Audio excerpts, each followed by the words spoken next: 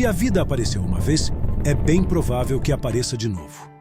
Com trilhões de planetas só na nossa Via Láctea, é possível que muitas dessas formas de vida tenham durado pouco tempo, enquanto outras tenham existido por muito mais. Pelo tempo do universo, muitas delas podem ser muito mais antigas e avançadas que a vida na Terra. No entanto, o que o James Webb tem observado nos mostra que essa vida inteligente pode ser bem diferente do que imaginávamos.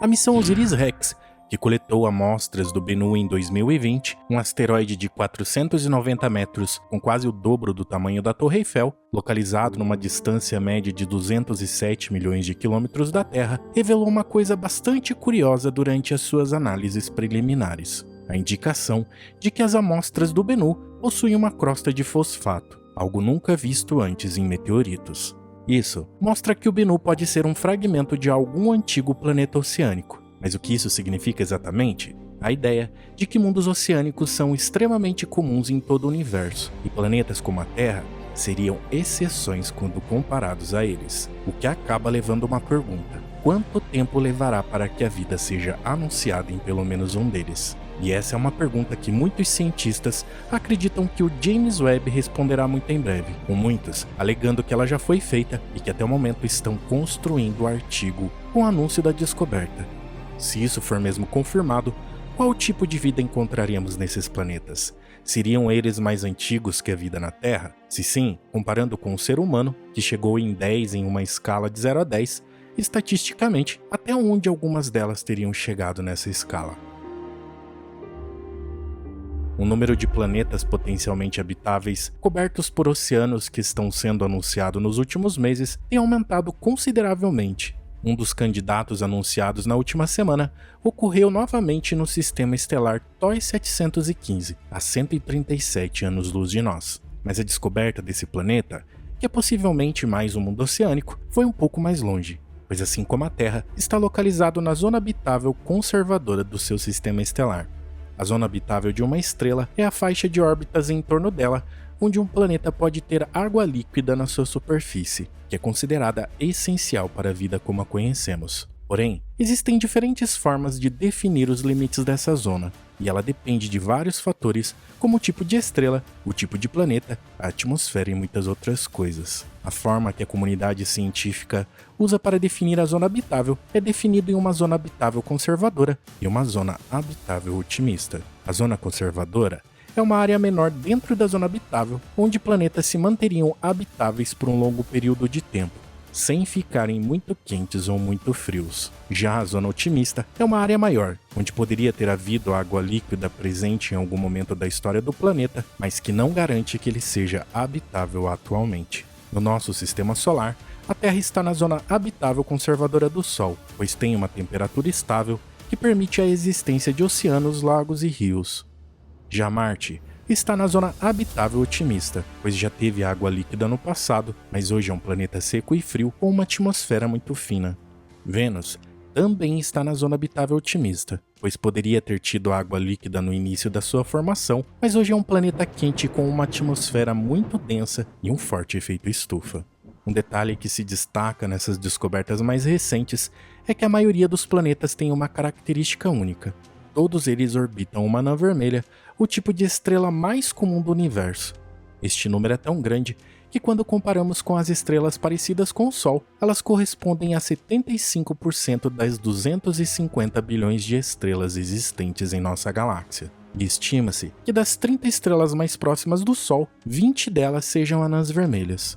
Estrelas semelhantes ao Sol representam cerca de 10% de todas as estrelas, existindo aproximadamente 20 bilhões delas na Via Láctea. O fato de encontrar mundos oceânicos em grande número nessas estrelas expõe uma realidade, que apesar de serem conhecidas por serem estrelas bastante agressivas com seus planetas quando comparadas com o Sol, O fato de o James Webb e outros telescópios estarem encontrando planetas com água líquida em várias delas, por si só, mostra que muitos desses planetas conseguem manter condições ideais para a vida.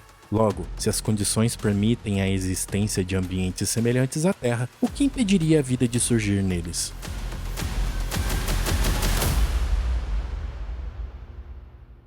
Aqui na Terra, depois dos humanos, os seres mais inteligentes do planeta habitam exatamente os oceanos. Logo, essas estrelas muito provavelmente guardam sobre seus mares talvez o tipo de vida inteligente mais comum do universo, sendo nós humanos vivendo em Terra uma pequena exceção à regra sobre o que existe lá fora. Considerando o tempo de vida absurdo que essas estrelas têm e ainda terão, é possível que muitas vidas surgidas nelas tenham surgido muito tempo antes de nós e ainda estarão aqui por muito tempo depois de nós. As anãs vermelhas são as estrelas com maior tempo de vida, pois têm uma taxa de fusão nuclear muito baixa, o que permite que elas vivam por trilhões e trilhões de anos. Estima-se que uma anã vermelha possa levar até 10 trilhões de anos para esgotar todo o seu hidrogênio, o que é muito mais tempo do que o Sol com seus 10 bilhões de anos. Cientistas supõem que a maioria das anãs vermelhas da Via Láctea tem uma idade próxima de pelo menos 13,5 bilhões de anos, o que é quase 3 vezes mais tempo de vida que o Sol. Estrelas parecidas com o Sol, e muitas delas, já se tornaram gigantes vermelhas ou anãs brancas. Considerando o grande número de planetas aquáticos e o grande tempo de vida dessas estrelas, é muito provável que esse seja o tipo de vida que o James Webb deverá anunciar. Mas considerando essas condições, qual o tipo de vida que poderíamos encontrar neles? Por mais que a vida possa perfeitamente prosperar em outros meios dos quais não fazemos a mínima ideia que é possível, o fato de ainda não termos observado indícios disso em nenhum lugar nos leva a crer que a água ainda é essencial para a busca da vida, e não é para menos. Afinal, ela é um solvente universal que permite as reações químicas entre moléculas orgânicas. Essas soluções são o meio onde ocorrem as reações químicas que sustentam a vida.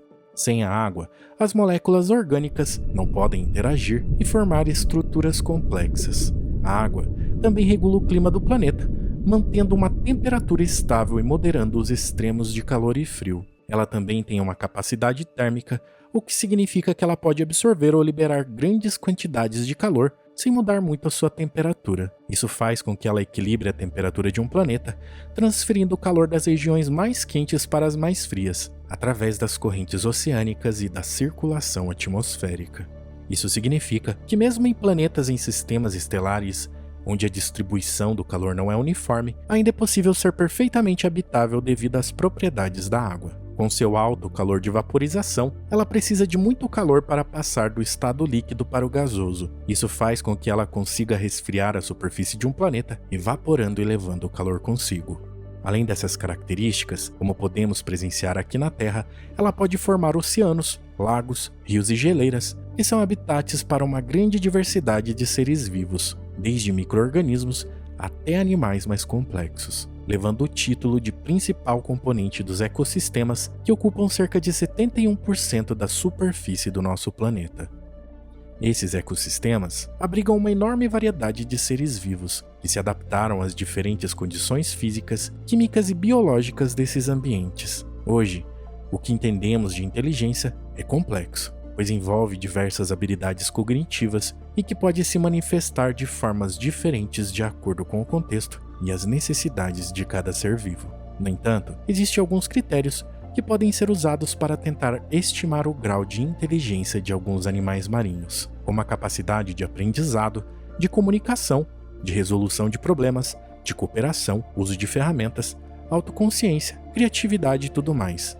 E o que descobrimos é que muitos deles não estão tão longe assim de nós. Entre os animais marinhos considerados mais inteligentes estão os golfinhos, as baleias, mas também existem muitos outros que também têm um nível alto de inteligência. Para comparar a inteligência desses animais com a inteligência humana, podemos usar uma escala de 0 a 10, onde 0 significa a ausência de inteligência e 10 significa a inteligência máxima. Nessa escala, podemos atribuir o valor de 10 para a inteligência humana, pois é a espécie que demonstra o maior grau de desenvolvimento cognitivo, linguístico, cultural e tecnológico. Para animais marinhos, podemos atribuir valores aproximados de acordo com as evidências científicas disponíveis. E nela, os golfinhos ficam com a nota mais alta. Golfinhos, nota 8. Baleias, nota 7. Polvos, nota 6. Lulas, nota 5. Tubarões, nota 4.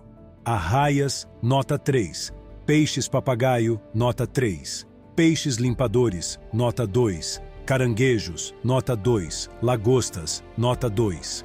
Pensar que com alguns milhões de anos, qualquer uma dessas espécies não poderia alcançar novos níveis de evolução é acreditar que jamais um dia os humanos puderam surgir dos seus antecessores. E isso, considerando que nossos parentes mais próximos, os macacos, na mesma escala entre 0 e 10 que usamos para os animais marinhos, têm níveis variando entre 2 e 4 dependendo da espécie. E comparando com nossos antepassados, os números variam entre 1 e 9 dependendo da espécie e do período. Aplicando esses dados em um exercício mental, podemos chegar a algumas conclusões que nos mostram que podemos não estar sozinhos, e muito provavelmente não somos a espécie mais inteligente da Via Láctea. E tudo começa com a possibilidade de vida.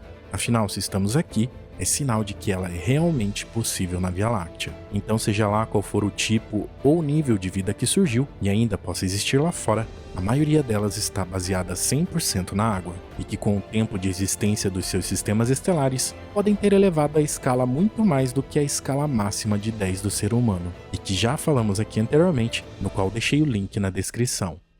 E você, o que pensa disso? Comenta com a gente nos comentários. E se você ainda não faz parte da nossa comunidade, deixa o like e se inscreva, pois isso é fundamental para que o canal ganhe destaque, o que por consequência nos ajuda a criar mais conteúdos como este.